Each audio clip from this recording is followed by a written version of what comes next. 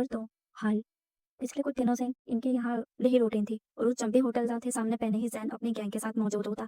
Hostel में भी इसकी रूममेट की जगह एक नई लड़की आई थी जो जैन की गैंग की ही एक लड़की थी और रोज इसे दिन ही दिन में लानत मलामत करती रहती जब तक एक समेत इसकी गैंग होटल में होती। पूरे होटल में वो वेटर वेटर की आवाज़ गूंजती रहती। होटल के मैनेजर समेत बाकी वर्कर्स ने भी इन्हें नोट किया था। काम से जब वो वापस घर आते वहाँ अलग इसका जीना हराम होता था। जिनी को खास जैन ने उरूज का जीना मुश्किल बनाने के लिए ही वहाँ भेजा था। जिन्हीं की ज़्यादातर चीज़ें उरूज की सिंगल बेड पर बिखरी होती। जब उरूज सोने के लिए लाइटी जीनी रूम की लाइट ऑन कर देती, नहीं तो म्यूजिक लगाकर इसे डिस्टर्ब करती। उरूज तो पहले ही नींद कम आती थी और जो आती ही वो जिमी तबाह कर देती थी। जब भी उरूज कॉलेज जाने के लिए तैयार होती तो कभी इसे कपड़े चले मिलते, कभी बुक्स गायब होते, कभी नोट्स पर इंक गिरी मिलती। कई बार उरूज ने जीने को तनबिया की मगर वो फिर भी पास नहीं आई। आखिर तक हार कर इसने हॉस्टल छोड़ने का फैसला किया। एक दिन काम से आते वक्त वो अपने साथ ढेर सारे अखबारात ले आई। चीनी से चुप छुपाकर उरूज ने कहीं घर और फ्लैट देखा मगर कोई कॉलेज से खासा दूर तो कोई इसकी बजट से बालतर होता। आखिर कई दिनों की मेहनत के बाद इसे एक फ्लैट मिला। उरूज ने सुकून की सांस लेते वहां जाने का प्रोग्राम बनाया। अगले दिन अखबार से एड्रेस लेती वो इसी जगह पहुंची। उरूज ने दरवाजे पर दस्तक देते आसपास देखा जहां राहदार बिल्कुल खाली थी। चंद लम्हे बाद ही एक 40-45 साला खूबसूरत औरत ने दरवाजा खोला। अस्सलाम वालेकुम। दरवाजा खोलते ही इसने तेजी से सलाम किया मगर अगले ही पल वो टिटकी। सामने खड़ी औरत को देख एक पल के लिए इसे लगा इसने इस औरत को कहीं देखा है। वालेकुम अस्सलाम। इसकी आवाज़ भी इसकी तरह खूबसूरत थी। औरत को आवाज़ पर उरूज में सोचों से बाहर निकले। वो अपने दिमाग में आई सोच को झुटलाती झटकती मुस्कुराई। ये जान करके वो औरत मुसलमान है। उरूज को खुशी हुई थी। मेरा नाम उरूज है। अखबार में देखा था आप ये फ्लैट शेयर करना चाहती हैं। मैं सॉरी चाहती हैं। सॉरी मैं बिना इत्तला दिए आ गई। और रोज़ थोड़ी शर्मिंदा हो गई। आओ अंदर आओ। औरत ने मुस्कुराकर इससे रास्ता दिया। उरूज झिझकती अंदर आई। फ्लैट अंदर से काफी खूबसूरत था। उरूज लॉन्च में रखे सोफे पर बैठ गई। क्या लोगी, चाय कॉफी? औरत ने मुस्कुराकर पूछा। नो थैंक्स, इसकी जरूरत नहीं है। रोज बिला वजह ही नर्वस हो रही थी। तुम बैठो, मैं कॉफी लेकर आती हूँ। औरत इसकी बात नजरअंदाज करती बिना इसकी सुने किचन में चले गई। उरूज दोनों हाथों की उंगलियां आपस में फंसाए पूरे फ्लैट का जायजा लेने लगी। फ्लैट ज्यादा बड़ा नहीं था मगर खूबसूरत था। हर चीज सलीके से अपनी जगह पर थी। फ्लैट पर एक नजर डालते ही उरूज को अंदाजा हो गया था कि औरत काफी नफासत पसंद है। या अल्लाह यहाँ काम बन जाए। उरूज तितली दिन में दुआ कर रही थी जब औरत हाथ में ट्रे पकड़े किचन से बाहर आई। मेरा नाम अदन करीम है और मैं यहाँ पास ही एक इस्लामिक कॉलेज में लेक्चरर हूँ। अदन ने ट्रे टेबल पर रखते मुस्कुराकर कहा और वो सिर्फ सर हिलाकर रह गई। तुम दो ना कुछ। अदर ने ट्रे की तरफ इशारा किया। ये औरत काफी मेजबान भी थी। औरत ने ट्रे पर नजरें दौड़ाए सोच रोज ने ट्रे पर नजरें दौड़ाए सोचा जहाँ 2 कप कॉफी के साथ दीगर लोज़ामात थे। रोज ने झिझकते एक कप उठा लिया। कॉफी पर नजरें जमाए कई यादें इसकी गिरद मंडलाई थी। आप यहाँ अकेली रहती हैं? इस अपना ध्यान भटकाने के लिए इसने सिलसिला कलाम जोड़ा। जी मैं यहाँ अकेली ही रहती हूँ। इनफैक्ट मैं ये फ्लैट भी इसीलिए शेयर करना चाहती हूँ ताकि मेरी तन्हाई भी कम हो जाए और किसी ज़रूरतमंद की मदद हुई। अदन ने सादा से अंदाज में कहा कहकर कॉफ़ी का कप उठा लिया। तभी इस फ्लैट का किराया इतना कम है। और रोज ने दिन में सोचते कॉफ़ी का कड़वा घूंट भरा। साथ ही इसे अदन भी काफ़ी अच्छी लगी थी। तुम अभी कहाँ रहती हो? मैं यहाँ पास के एक कॉलेज में पढ़ती हूँ और वहाँ के एक हॉस्टल में रहती हूँ। तो फिर फ्लैट शेयर करने की क्या ज़रूरत है जबकि तुम पहले ही हॉस्टल में रहती हो? अदन ने ताज्जुब से पूछा। एक्चुअली मैं स्टडीज़ के साथ जॉब भी करती हूँ इसलिए थोड़ी मुश्किल होती है। मेरी जॉब टाइमिंग और हॉस्टल टाइमिंग अलग है। और उसने बीच की बात छुपाई। I understand. स्टडीज़ में समझ सकती हूँ। वैसे तुम्हारी फैमिली कहाँ है? अदन ने खाली कप टेबल पर रखते पूछा। मेरी कोई फैमिली नहीं है। उरूज ने इतनी आहिस्ता कहा अदन मुश्किल नहीं सुन पाई। मुझे बहुत अफसोस हुआ सुनकर। अदन अफसरदा सी बोली। उरूज जबरदस्ती मुस्कुराई। ओके तो तुम यहाँ जब चाहें शिफ्ट हो सकती हो। अदन को उरूज से हमदर्दी महसूस हुई थी। थैंक यू, उरूज ने खुशी से कहा। मैं किराया वक्त पे दे दिया करूंगी और पूरी कोशिश करूंगी आपको किसी शिकायत का मौका ना दूं। उरूज ने फौरन कहा कि गोया इसे खासा हो कहीं अदन मना ही ना कर दे। किराए का कोई मसला नहीं है मगर एक बात हमेशा याद रखना मुझे झूठ बोलने वाले लोग बिल्कुल पसंद नहीं है और मुझे यकीन है तुम मुखलिस रहोगी। बज़ाहिर नरमी से कहती वो उरूज को बहुत कुछ बवाल करवा गई थी। जी। उरूज जबरदस्ती मुस्कुराई। तुमने कॉफी के साथ कुछ लिया ही नहीं? उरूज के खाने कप टेबल पर रखते ही अदन ने कहा नहीं बहुत शुक्रिया अब मैं चलती हूँ। उरूज अपना बैग संभालती ही उठी। अदन इसे दरवाजे तक छोड़ने आई थी। लिफ्ट में दाखिल होते ही उरूज ने सुकून का सांस खारिज किया। जैन के जैन के टॉर्चर से जान छूटने का सोचकर ही वो परसुकून हो गई थी। बिना ये जाने इंसान चाहे जितनी भी कोशिश कर ले अपने साये से पीछा छुड़ाने की नहीं छोड़ छोड़ा सकता। और जैन अब्बासी भी इसके साथ ताउम्र साये की तरह चिमटने वाला था। माजी अस्तगफिरुल्लाह, टीना तुम ऐसे कपड़े पहनोगी यहाँ, तुम्हें पता है ना पाकिस्तान में ऐसे कपड़े नहीं पहनते। टीना के टॉप और वेस्टर्न ड्रेस देख उरूज ने बेख्तियार कानों को हाथ लगाते कहा। यार मेरे पास ऐसे ही कपड़े थे इसीलिए यही साथ ले आई। टीना थोड़ा शर्मिंदा होती बोली। अच्छा एक काम करते हैं, तुम रेडी हो जाओ, हम शॉपिंग पर चलते हैं। मैं इन तीनों को भी बताकर आती हूँ, और हाँ मेरी कपड़े में से कोई कपड़ा पहन लेना, ओके। उरूज इसे हिदायत करती बिना इसकी सुने कमरे से निकल गई। उरूज ने सें इस्लामाबाद के सेंट्रोस मॉल में लाई थी। वाह यार कितना खूबसूरत मॉल है। टीना ताइज भरी नजरों से मॉल को देखती बोली। वो तो है। राहुल ने भी इसकी तायद की। उरूज ने लिए एक दुकान में आई। उफ ऑफ है, ऑफ में तो वो ऑफ में तो भूल गई। रोज एकदम रुके, क्या हुआ? चारों ने एक साथ पूछा। हमारे पास तो इंडियन करेंसी है, और उसकी बात पर चारों परेशान हो गए। एक काम करो, तुम लोग अपनी अपनी शॉपिंग करो, तब तक मैं जाकर बैंक से चेंज करवा लाती हूँ। रोज ने हाल निकाला। ओके मैं भी चलता हूँ तुम्हारे साथ। सेठ ने कहा। नो नो सेठ, तुम लोग यहीं रहो, मैं यूं गई और यूं आई। और रोज ने चुटकी बजाते कहा। हम्म सिर्फ तुम अपनी निगरानी में टीना को कपड़े लेकर देना, कहीं फिर से ये लेग पीस टाइप कपड़े ना खरीद रहे। उरुज ने शरारत से कहा, जबकि टीना मुंह फैला दे। उरुज ने इसके फूले गालों को जोर से खींचा। बे कपड़े तो मैं इसे ले ले दूंगा, मगर ये निगरानी क्या होता है? सिर ने नासमझी से उरुज को देखा, जो इसकी बात पर सिर नफी में हिलाने लगी। सिर कब तुम्हें उर्दू की छोटे छोटे लफ्ज समझ आएंगे? उरुज ने झुंझला कर कहा। सिर बत्तीसी दिखाकर सर खुजाने लगा। तुम टीना पर नजर रखना, ओके। उरुज ने आसान लफ्जों में समझाया। सिड ने समझकर सर हिला दिया। ओके अब मैं चलता हूँ, और हाँ कुछ गर्म कपड़े भी लेना तुम सब। उरुज कहती दुकान से बाहर निकल गई, जबकि पीछे सब अपनी शॉपिंग करने लगे। सिड ने खास टीना को अपनी निगरानी में कपड़े कपड़े लेकर दिया। सब अपनी शॉपिंग कंप्लीट करके उरुज का इंतजार कर रहे थे। अबे यार वो देखो, अबे यार वो देखो। अक्षय ने एक तरफ इशारा करते हैरत से कहा। सबकी नजरें एक साथ इस जानिब घूमी, जहाँ कुछ लड़कियां वेस्टर्न वेस्टर्न ड्रेसिंग की है इनके पास से गुजरी। जी पक्का इंडिया इंडिया के होंगे या फिर किसी और मुल्क के, पाकिस्तान के नहीं लगते। सिड ने अपनी राय दी। आमिर ने कहा था यहाँ ऐसे कपड़े नहीं पहनते। टीना ने उरूज की कही बात इसकी गोश गुजारी। मुझे भी ऐसा ही लगता है। राहुल ने भी इसके हाँ में हाँ मिलाई। पांचों इस वक्त खालिस जियानियों की तरह सर जोड़े बातें कर रही थी। खैर जो भी हो हमें क्या, हमारे पास तो पहले ही एक मिस लेग पीस है। सिड ने टीना को चढ़ चढ़ाते कहा।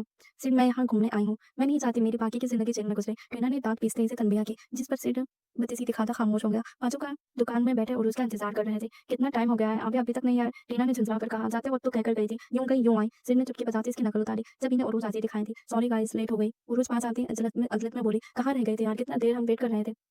टीना ने मुंह बसोड़ कर कहा। सो सॉरी, तुम लोग बताओ शॉपिंग कंप्लीट हो गई? हाँ सब हो गया, बस तुम्हारा वेट था। अच्छा अक्षय की पेमेंट कर दो। उरुज ने पैसे इसकी तरफ बढ़ाए। नो वे, खुद ही करो। अक्षय ने साफ इनकार किया। क्यों? उरुज ने हैरत से कहा। यार वो क्या है ना, नया मुल्क नए लोग, बात करना है, बात करने में। अक्षय ने कान खींचते बात अधूरी छोड़ी। ओके मैं कर लेती हूँ। उरुज मुस्कुरा के पेमेंट करने चले गए। वाह मुझे यहाँ 10 बातें सुनाती और तुम्हें कुछ कहा ही नहीं। सिर ने सदमे से कहा, जिस पर सब हंसी है।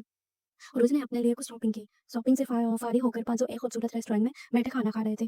भी पाकिस्तानी खाना बहुत मजे का होता है। टीना पुलाव के साथ इंसाफ करते करते कहा। रोज मुस्कुराकर इनकी हरकतें देख रही थी, जो एक दूसरे से पुलाव छीनने में मशरूफ थे। अगर तुम्हें अपनी इज्जत का ख्याल नहीं तो मेरी इज्जत का ही ख्याल कर लो। भूखों की तरह लड़ने से अच्छा है तुम और ऑर्डर कर लो। आसपास के लोग क्या कहेंगे कि इंडियंस में जरा मेहनत नहीं होती। अक्षय तसुफ से सर हिलाता बोला। सब पुलाव को छोड़ इसे देखने लगे, जो खुद पुलाव से भरी प्लेट आगे रखे रगीबत से खा रहा था। एक तो तुम्हारे पहले ही कोई इज्जत नहीं है, और दूसरा लोगों को क्या पता हम इंडिया से आए हैं। और आखिरी बात, जब तक पुलाव आएगा तब तक सारा स्वाद मिट जाएगा। राहुल ने चटखारे भरा।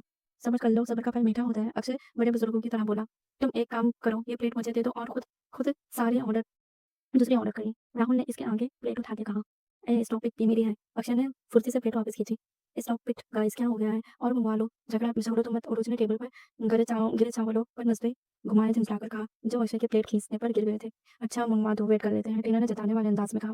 और उसने पुलाव का ऑर्डर करके इन्हें देखा, जो मिस्कीन से शक्ल बनाए इंतजार में बैठे थे। रोज के नब्बे इख्तियार मुस्कुराहट में ढिले। आंखें पाकिस्तान में कहाँ घुमा रही हो? सिंह ने सरसरी सा पूछा। ये सरप्राइज है। और उसने टिश्यू से मुंह साफ करते कहा। सरप्राइज कैसा? कैसा सरप्राइज? सरप्राइज के नाम पर है। टीना के चेहरा खिल उठा। बता दिया तो सरप्राइज कैसा? रोज ने कहा कहकर पानी का ग्लास मुंह से लगाया। इतनी देर में वेटर पुलाव ले आया और उसको छोड़ चारों पुलाव खाने में लग गया। रोज अपना खाना पहले ही खा चुकी थी। आमिर तुम्हें पता है, हमने थोड़ी देर पहले मॉल में कुछ लड़कियां देखी जिन्होंने वेस्टर्न ड्रेसिंग की थी। अक्षय ने याद आने पर बताया। अच्छा मुझे नहीं पता, और उसने अनजान बनते कहा। वरना इसने भी मॉल में कुछ ऐसी लड़कियां देखी थी जिन्होंने पाकिस्तानी कल्चर से हटकर ड्रेसिंग की थी। छोड़ो छोड़ो यार, तुम लोग एक ही बात के पीछे पड़ गए हो। जमाना एडवांस हो गया। राहुल ने बात खत्म करते कहा। सब खामोशी से खाना खाने लगे। वापस घर जाते ही इन्हें रात हो गई। घर जाते ही सबने अपने कमरों की राह ली।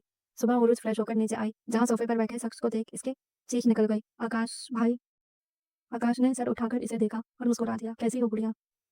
आकाश ने इसके सर पर हाथ रखा। मैं ठीक, आप कैसे हैं? कहाँ थे आप?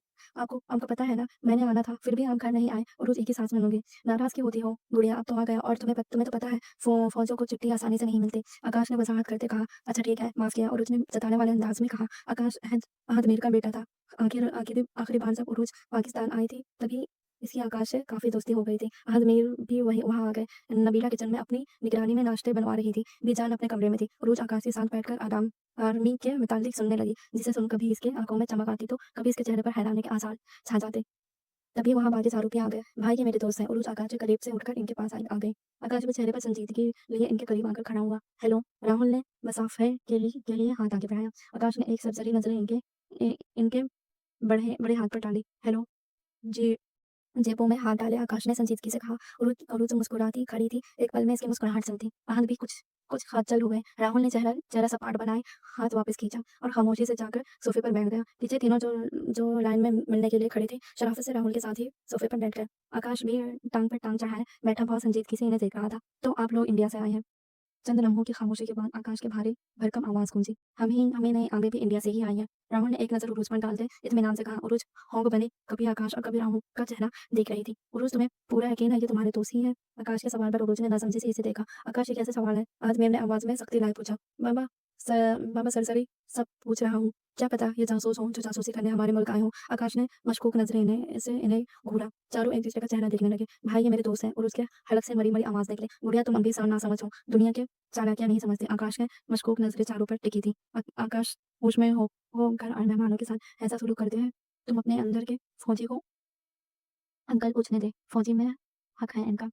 राहुल ने इनकी बात काटते कहा, जिस पर हाथ में शर्मिंदा से होकर खामोश हो गए।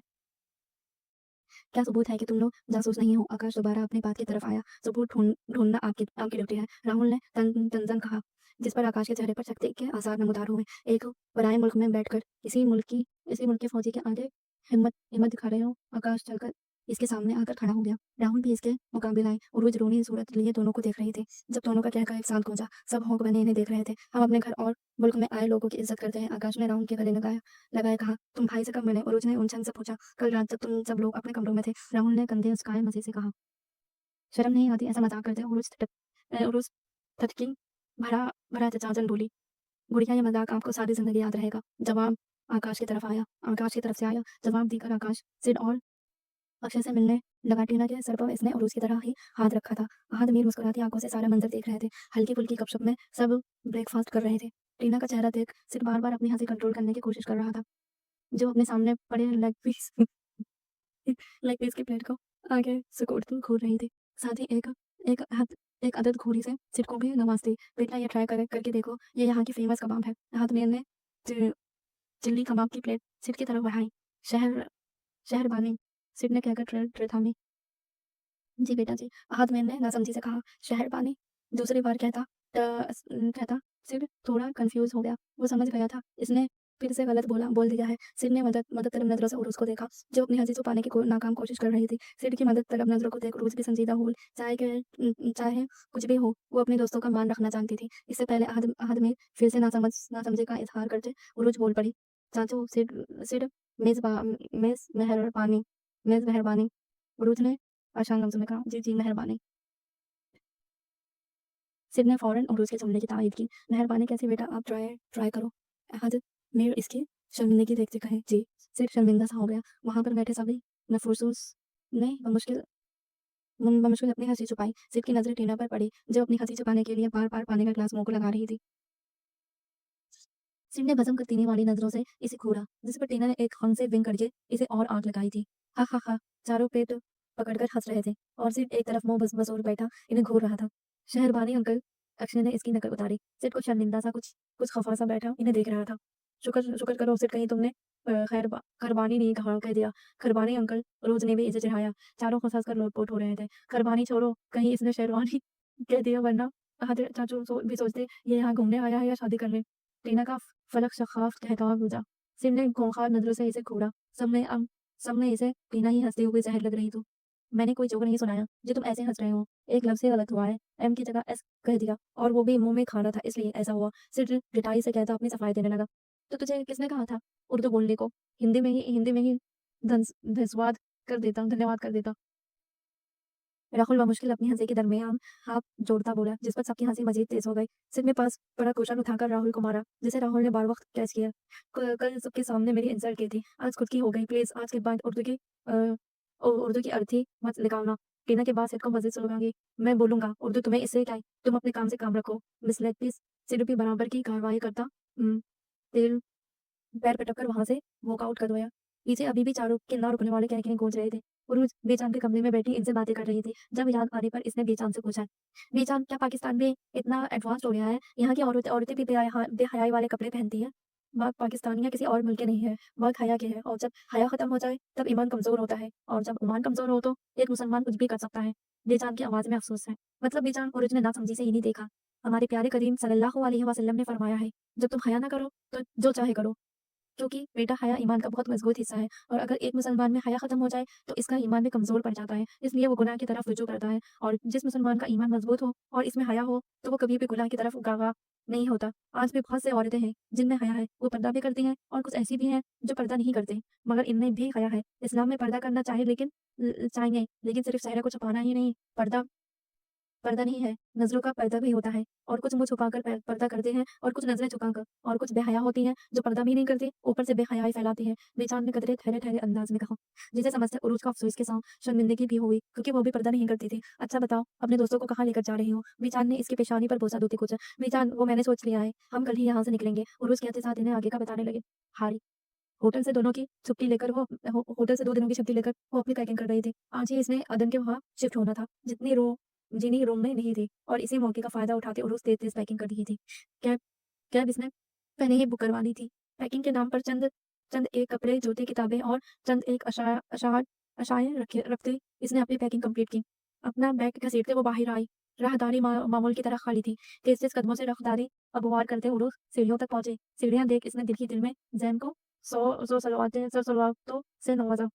अकड़े सांस के साथ उरूज हॉस्टल से बाहर निकली। उसकी खुशकिस्मती कैब वाला इसके साथ कि वहाँ आकर रुका था। उरूज ने बनाता बनाता खैर किया, सामान कैब में रखा और खुद भी बैठकर अपना सांस बहाल करने लगी। उरूज के बैठते ही कैब आगे बढ़ गई। कैब के वहाँ जाते ही एक वजूद सत्तून के ओट से निकल निकल बाहर आया, जिन्हीं ने जल्दी जल्दी जैन को कोई मैसेज किया था। अदन इसे इसे इसका कमरा दिखाकर रूम से जा चुकी थी। उरूज ने एक सरसरी नज़र कमरे पर डाली। कमरा काफ़ी खूबसूरत था। उरूज ने सारा सामान अलमारी में सेट किया और बाहर निकल आई। सामने ही अदन टेबल पर खाना लगा रही थी। हो गया सामान सेट? अदन ने टेबल पर प्लेटें सजाते मुस्कुराकर पूछा। हो गया, कमरा बहुत अच्छा है। उरूज भी मुस्कुराई। आओ डिनर करते हैं। अदन एक कुर्सी की घसीट कर बैठ गई। उरूज भी छोटे-छोटे कदम उठाती टेबल के तक आई और कुर्सी घसीट कर बैठ गई। आपने क्यों तकलीफ किया? मैं खुद ही डिनर बना ली थी। उरूज खामखा ही शर्मिंदा हुई। आज तुम मेरी मेहमान हो, कल से मिलकर बनाएंगे। अदन ने मुस्कुराकर दोस्ताना अंदाज में कहा। खाना बहुत मजे का है, आपके हाथ में बहुत जायका है पे। उरूज ने निवाला निगलते कहा, जज़ाकल्लाह। अदन खुलकर मुस्कुराई। जज़ाकल्लाह। उरूज सैरलब बड़बड़ाई। इस्तमाहा आपको अस्थमा है?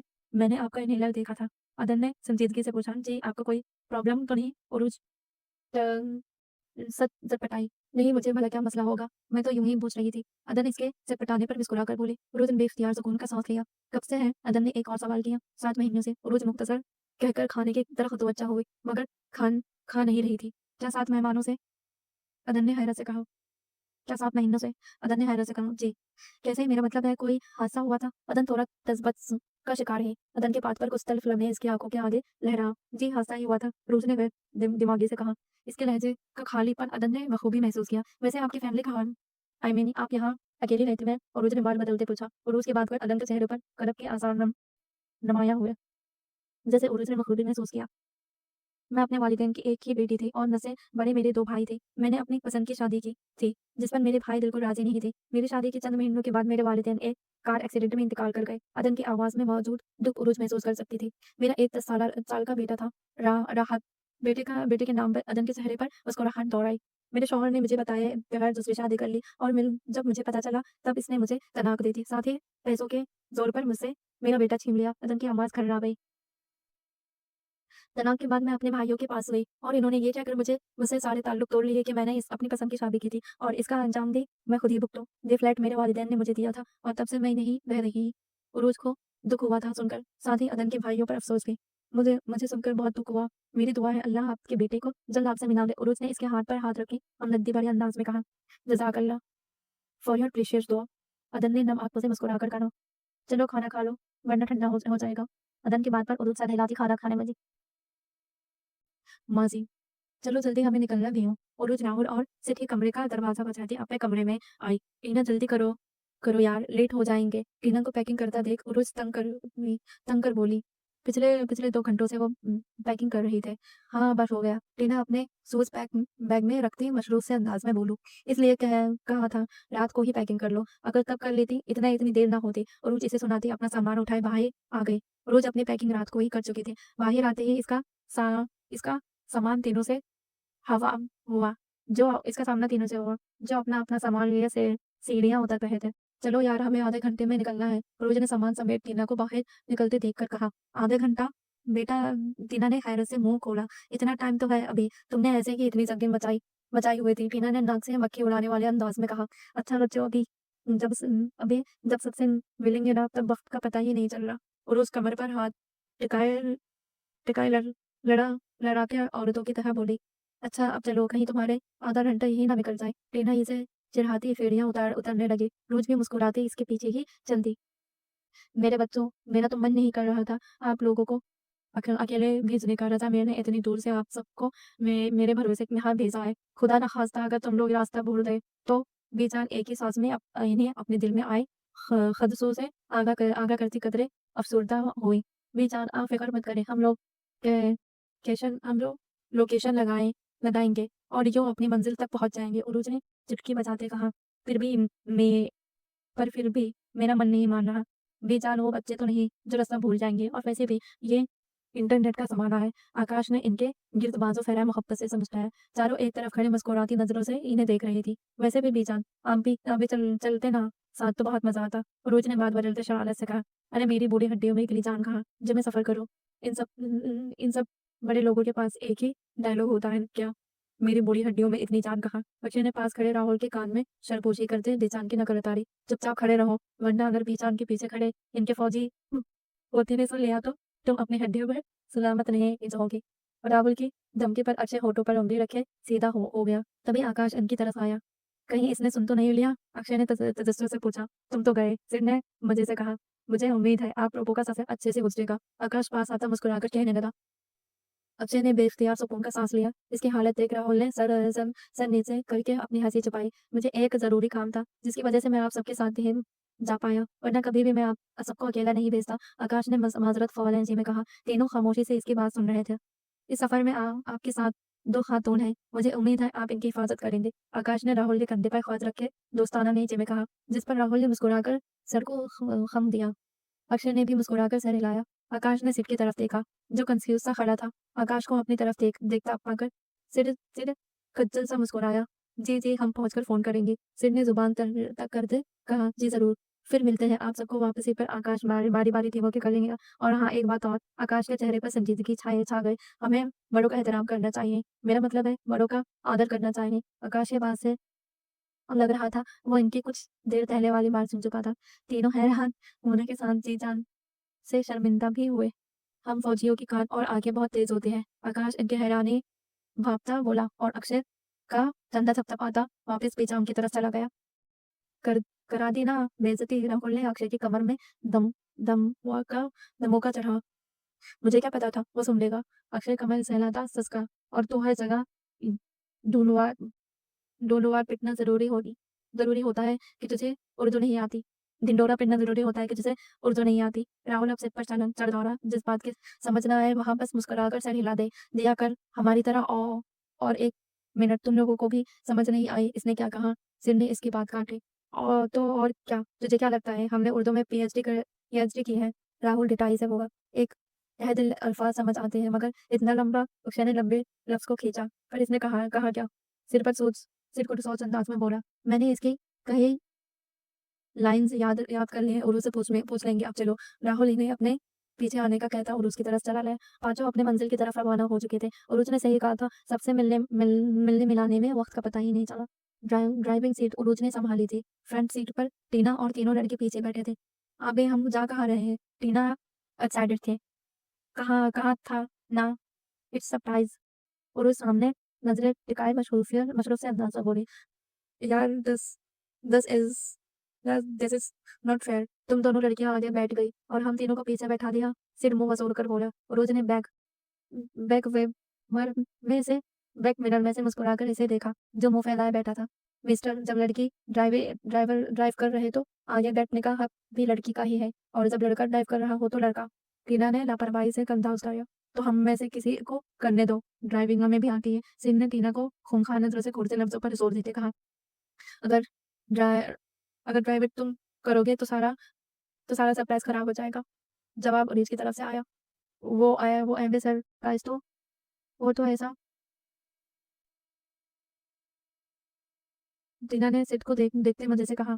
सिट इसकी बात पर जल भुनकर बाहर देखने लगा। अक्षय राहुल के कंधे पर सर रख के मजे से सो रहा था, जबकि राहुल कानों में हेडफीज लगाए म्यूजिक सुनने के साथ बाहर का मौसम भी एंजॉय कर रहा था। आसमान पर छाए बादल वक्फे वक्फे से होती बारिश के खूबसूरत मंजर पेश कर रहे थे। सब बाहर के मंजर से लुत्फ अंदोज हो रहे थे, जबकि उर्दू का सारा ध्यान ड्राइविंग पर था। वो ड्राइविंग के मामले में बहुत सास थी। अभी और कितनी देर है? तकरीबन 2 घंटे गुजरने के बाद टीना ने पूछा। सबर रखो टीना, थोड़ी देर में पहुंच जाएगी। रोज ने मोबाइल पर नजरें दौड़ाए कहा, जहां अभी भी घंटों का सफर बाकी था। कार में मुकम्मल खामोशी छा गई। 4 घंटे की ड्राइविंग के बाद भी वो जब मंजिल नहीं आई तब टीना दोबारा उकताई बोले, अबे यार कितना टाइम है? सबर रखो, रोज ने दोबारा ही जुमला दोहराया। अबे कहा तुम हमें गाड़ी के जरिए ही वापस इंडिया तो नहीं लेकर जा रही है ना? टीना ने मशकूक नजरों से इसे घूरा। इसके बाद पर रोज का जिंदगी से भरपूर कहकर गाड़ी में कूदा। डोंट डोंट वरी, ऐसा कुछ नहीं होगा। तुम बस सब्र रखो और थोड़ा और वेट कर लो प्लीज। उरुज ने इल्तिजाई अंदाज में कहा। अच्छा ठीक है, टीना जताने वाले अंदाज में कहती भाकर देखने लगी। उरुज ने एक नजर पीछे दौड़ाई, जहां अब अक्षय के कानों में हैंड फ्रेज थे और राहुल इसके कंधे पर सर रख के सो रहा था। सीढ़ी वैसे ही मुंह फैलाए बाहर देखने में मदन था। इसे देख उरुज के लब एक मुस्कुराहट में ढली।